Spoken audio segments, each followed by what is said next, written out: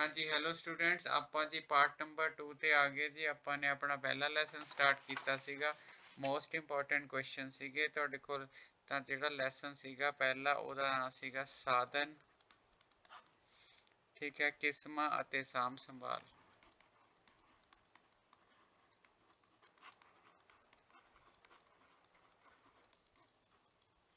ਸਾਧਨ, ਕਿਸਮਾਂ ਅਤੇ ਸਾਂਭ ਸੰਭਾਲ ਤੋਂ ਦਾ ਜਿਹੜਾ ਪਾਰਟ ਨੰਬਰ 2 ਹੈਗਾ ਜੀ, ਆਪਾਂ ਲੈ ਕੇ ਆ ਗਏ। ਠੀਕ ਹੈ, ਮੋਸਟ ਇੰਪੋਰਟੈਂਟ। ਪਿਛਲੀ ਵਾਰ ਤੁਸੀਂ ਕਰ ਲਏ ਸੀਗੇ ਕੁਐਸਚਨਸ ਕਾਫੀ, ਤਾਂ ਹੁਣ ਆਪਾਂ ਅੱਗੇ ਲੈ ਕੇ ਚੱਲਦੇ ਹਾਂ ਤੁਹਾਡੇ ਕੋਲ। ਠੀਕ ਹੋ ਗਿਆ ਜੀ। ਸੋ ਦੇਖੀਏ ਜੀ ਕਿੱਦਾਂ 12 ਕੁਐਸਚਨ ਆਪਾਂ ਕਰ ਲਏ ਸੀ ਜੀ। ਇਸ ਵੀਡੀਓ ਵਿੱਚ ਆਪਾਂ 8 ਕੁਐਸਚਨ ਇਹਦੇ ਕਰਾਂਗੇ ਤੇ ਨਾਲ ਦੀ ਨਾਲ ਆਪਾਂ ਜਿਹੜਾ ਹੈਗਾ ਅਗਲਾ ਲੈਸਨ ਵੀ ਸਟਾਰਟ ਕਰ ਦਾਂਗੇ ਇਸ ਵੀਡੀਓ ਵਿੱਚ। ਤੋ ਮਨੁੱਖ ਦੀਆਂ ਮੁੱਢਲੀਆਂ ਜ਼ਰੂਰਤਾਂ ਜਿਵੇਂ ਖਾਣ ਲਈ ਰੋਟੀ, ਸਰੀਰ ਢੱਕਣ ਲਈ ਕੱਪੜਾ ਅਤੇ ਰਹਿਣ ਲਈ ਥਾਂ, ਇਹ ਰੋਟੀ ਕੱਪੜਾ ਮਕਾਨ ਕੀ ਹਨ? देखो मेरी गल, रोटी कपड़ा मकान ਲੱਕੜ ਤਾਂ ਨਹੀਂ ਹੋ ਸਕਦੀ, ਹੋਟਲ ਵੀ ਨਹੀਂ ਹੋ ਸਕਦਾ, ਸ਼ਕਤੀ ਵੀ ਨਹੀਂ ਹੋ ਸਕਦੀ। ਜੀਣ ਲਈ ਰਿਸੋਰਸਿਸ ਨੇ, ਇਹ ਰਿਸੋਰਸਿਸ ਨੂੰ ਸਾਧਨ ਕਹਿੰਦੇ ਨੇ ਤੁਹਾਡੇ ਕੋਲ। ਠੀਕ ਹੈ ਜੀ। ਸੋ ਇਹ ਵੀ ਇੰਪੋਰਟੈਂਟ ਕੁਐਸਚਨ ਹੋ ਗਿਆ ਜੀ। ਨਵਜੋਤ ਦੇ ਦਾਦਾ ਜੀ ਉਸ ਨੂੰ ਦੱਸਦੇ ਹਨ ਕੁਝ ਕੁਦਰਤੀ ਸਾਧਨ ਅਜਿਹੇ ਹਨ ਜੋ ਇੱਕ ਵਾਰ ਖਤਮ ਹੋ ਗਏ ਤਾਂ ਦੁਬਾਰਾ ਨਹੀਂ ਪ੍ਰਾਪਤ ਹੋਣਗੇ। ਇਹਨਾਂ ਕੁਦਰਤੀ ਸਾਧਨਾਂ ਦੀ ਗੱਲ ਕਰਦੇ ਨੇ। ਦੇਖੋ ਜੇ ਤਾਂ ਨਾਂ ਲੈ ਕੇ ਹੋਵੇ ਨਵਿਆਣ ਯੋਗ ਤੇ ਨਾ ਨਵਿਆਣ, ਮੁੱਕਣ ਤਾਂ ਨਾ ਮੁੱਕਣ ਤੋਂ ਹੀ ਮੁੱਕਣ ਯੋਗ ਹੈ। ਪਰ ਇੱਥੇ ਆਪਸ਼ਨਾਂ ਕੀ ਨੇ? ਕੋਲਾ ਵੀ ਖਤਮ ਹੋ ਗਿਆ ਤਾਂ ਮਿਲਣਾ ਨਹੀਂ, ਪੈਟਰੋਲੀਅਮ ਵੀ ਖਤਮ ਹੋ ਗਿਆ ਤਾਂ ਮਿਲਣਾ ਨਹੀਂ। ਸੋ ਦੋਨੋਂ ਆਪਸ਼ਨਾਂ ਆ ਜਾਣਗੀਆਂ। ਇਹਨਾਂ ਨੂੰ ਅਸੀਂ ਨਾ ਨਵਿਆਣ ਯੋਗ ਕਹਿੰਦੇ ਹਾਂ।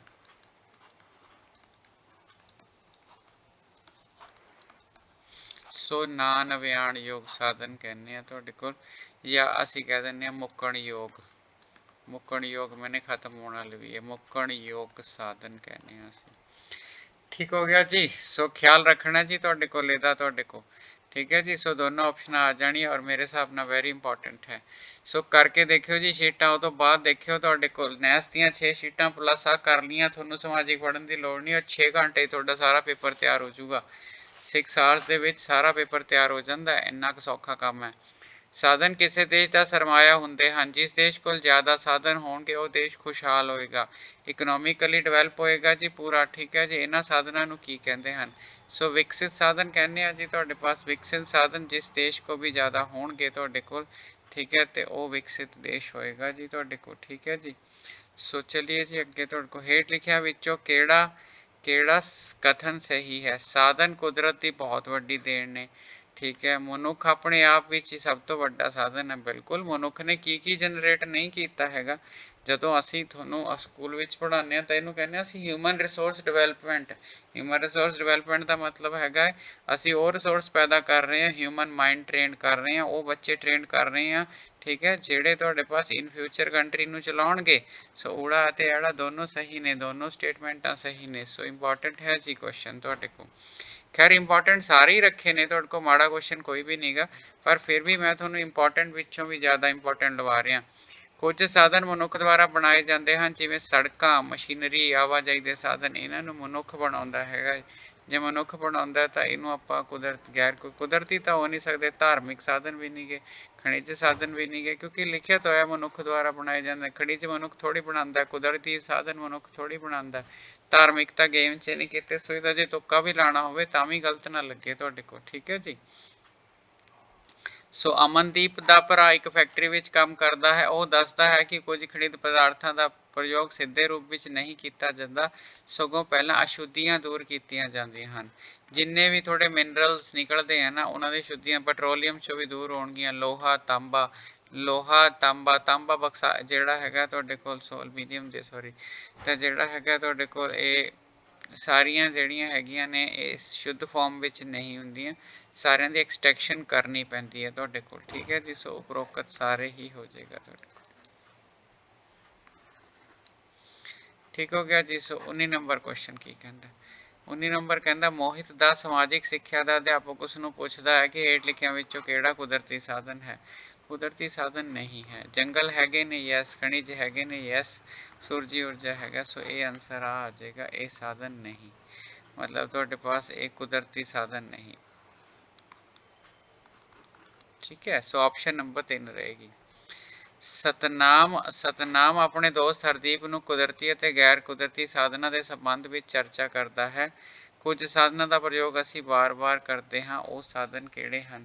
ਤਾਂ ਕਹਿੰਦਾ ਵਾਰ-ਵਾਰ ਜਿਹੜੇ ਸਾਧਨਾਂ ਦਾ ਪ੍ਰਯੋਗ ਕਰਦੇ ਹਾਂ ਤਾਂ ਉਹ ਸਾਧਨ ਕਿਹੜੇ ਹਨ? ਤੇ ਜੇ ਤੁਸੀਂ ਦੇਖੋ ਵਾਰ-ਵਾਰ ਪ੍ਰਯੋਗ ਕਰ ਸਕਦੇ ਹਾਂ, ਲੋਹਾ ਯੂਜ਼ ਹੋਈ ਜਾਂਦਾ, ਕਬਾੜ ਵਾਲੇ ਲੈ ਕੇ ਨਹੀਂ ਜਾਂਦੇ, ਸੋਨੇ ਦਾ ਜੋ ਮਰਜ਼ੀ ਬਣਾਈ ਚੱਲੋ, ਚਾਂਦੀ ਦਾ ਜੋ ਮਰਜ਼ੀ ਬਣਾਈ ਚੱਲੋ, ਪੀੜ੍ਹੀਆਂ ਤੋਂ ਸੋਨਾ ਹੁੰਦਾ, ਤੁਹਾਡੇ ਦਾਦਾ ਦਾਦੀ ਤੁਹਾਡੇ ਮੰਮੀ ਪਾਪਾ ਨੂੰ ਦੇ ਦਿੰਦੇ, ਤੋਂ ਅੱਗੇ ਤੁਹਾਨੂੰ ਦੇ ਦਿੰਦੇ, ਚੱਲੀ ਜਾਂਦਾ, ਜੋ ਮਰਜ਼ੀ ਬਣਾ ਲਓ। ਸੋ ਉਪਰੋਕਤ ਸਾਰੇ ਹੈਗਾ। ਠੀਕ ਹੋ ਗਿਆ ਜੀ। ਸੋ ਆਪਾਂ ਜਿਹੜਾ ਹੈਗਾ ਤੁਹਾਡੇ ਕੋਲ ਆਪਾਂ ਲੈਸਨ ਨੰਬਰ 1 ਨਿਬੇੜ ਲਿਆ। 20 ਕੁਐਸਚਨ ਉਹਦੇ ਵਿੱਚ ਹੈਗੇ ਨੇ ਤੁਹਾਡੇ ਕੋਲ, ਔਰ 20 ਤੇ 20 ਕੁਐਸਚਨ ਆਪਾਂ ਜਿਹੜੇ ਹੈਗੇ ਆ ਉਹ ਨਿਬੇੜ ਲਏ ਤੁਹਾਡੇ ਕੋਲ। ਠੀਕ ਹੈ ਜੀ। ਹੁਣ ਆਪਾਂ ਨਾਲ ਦੀ ਨਾਲ ਅਗਲਾ ਲੈਸਨ ਵੀ ਸ਼ੁਰੂ ਕਰ ਦੇਣਾ ਹੈਗਾ ਇਹ ਤੁਹਾਡੇ ਕੋਲ। ਠੀਕ ਹੈ।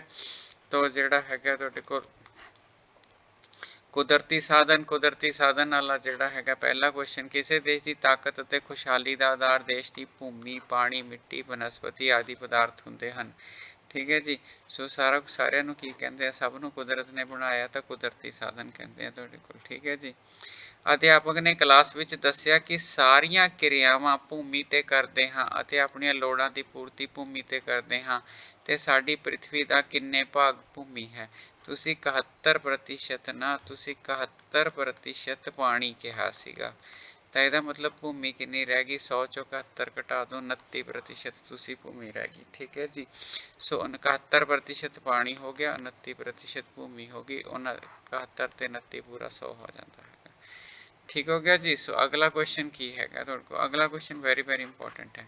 ਭਾਰਤ ਵਿੱਚ ਬਹੁਤ ਵੱਡੇ ਪੱਧਰ ਤੇ ਜੰਗਲਾਂ ਦੀ ਕਟਾਈ ਹੋ ਰਹੀ ਹੈ। ਆਉਣ ਵਾਲੇ ਭਵਿੱਖ ਵਿੱਚ ਖਤਰੇ ਸੰਘਣੀ ਆਬਾਦੀ ਵਾਲੇ ਭਾਰਤ ਦੇਸ਼ ਵਿੱਚ ਜੰਗਲਾਂ ਦਾ ਕਿੰਨਾ ਰਕਬਾ ਹੋਣਾ ਚਾਹੀਦਾ ਹੈ? ਸੋ ਇਹ ਆਪਸ਼ਨ 'ਚ ਰਹਿ ਗਈ ਜੀ ਆਪਣੇ, ਕਿੰਨਾ ਰਕਬਾ ਹੋਣਾ ਚਾਹੀਦਾ ਹੈ? ਤਾਂ ਇਹ ਕਿੰਨਾ ਹੋਣਾ ਚਾਹੀਦਾ? ਇਹਦਾ ਆਨਸਰ ਹੈਗਾ 33% ਹੈਗਾ, 33%, 33% ਹੋਣਾ ਚਾਹੀਦਾ, ਤੇ 22.2 ਹੁਣ ਹੈ। ਮਤਲਬ ਜਿਹੜਾ ਹੈ ਇਹ ਆਲਰੇਡੀ ਘੱਟ ਹੈ। ਇਸ ਕੁਐਸਚਨ ਦਾ ਆਨਸਰ ਇਹਨਾਂ ਆਪਸ਼ਨਾਂ ਵਿੱਚ ਨਹੀਂ ਹੈ। ਇਸ ਕੁਐਸਚਨ ਦਾ ਆਨਸਰ ਹੋਣਾ ਕਿੰਨਾ ਚਾਹੀਦਾ?